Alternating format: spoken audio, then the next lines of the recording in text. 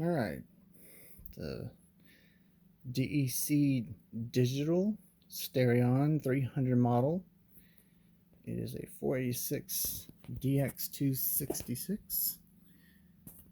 It claimed that they had 8 megs of RAM, but it looks like there's only 4 on that one chip, but maybe some back there on that board, on board itself. So we'll see about that.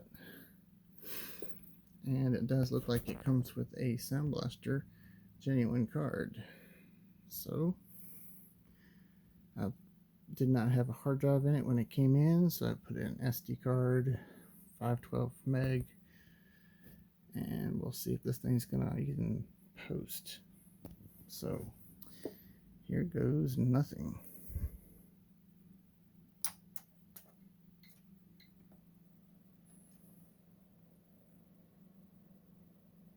Very quiet. Oh, we have a post. 8 megs of RAM, 7168.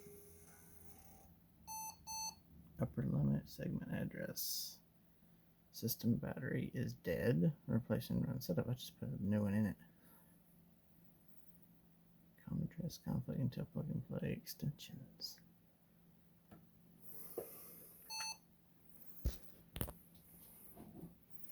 Hard drive, none. Hard drive, none. So it does not recognize that drive I put in it.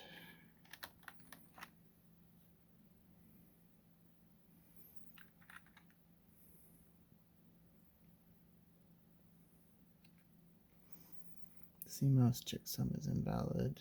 Default values will be loaded.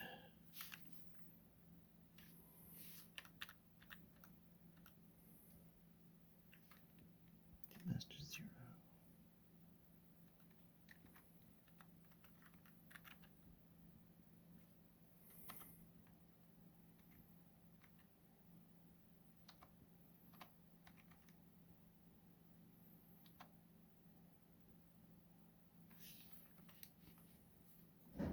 Okay, it's easy if I do the apply fix auto type.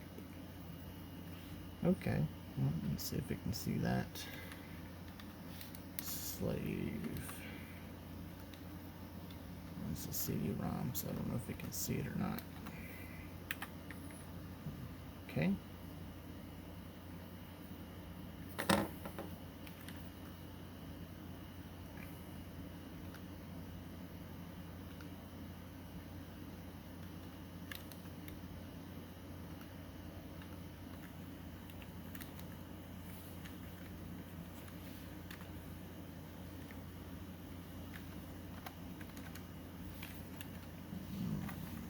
Serial ports, don't need you. Don't need you. Let's get controller enabled. Let's get enables or disables logically exchanging physical drive designations. Just get write protection disabled. ID adapter. I assume that's for if I put an extension card in. So leave that alone. Let's see, save changes and exit. Let's see what it does.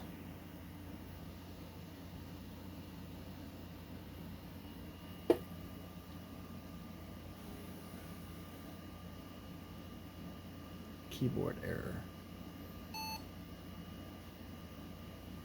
Seize the disk.